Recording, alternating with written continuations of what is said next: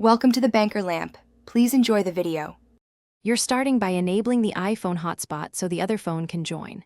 First, make sure your cellular plan supports Personal Hotspot and your iOS is current.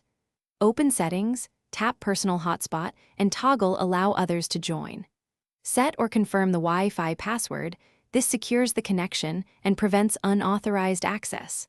Once done, leave the Personal Hotspot screen visible so the iPhone broadcasts. This step creates the network you'll connect the second phone to and explains why. Now you connect the other phone. Choose Wi-Fi for simplicity. On that device, open Wi-Fi settings and look for the iPhone's network name shown in Personal Hotspot. Tap it and type the password you configured. Accuracy matters because capitalization and symbols are exact. If you prefer Bluetooth or USB, pair the devices or plug the cable and accept trust prompts on the iPhone. Make sure cellular data is active on the iPhone so traffic routes through. This is why you verify carrier support earlier.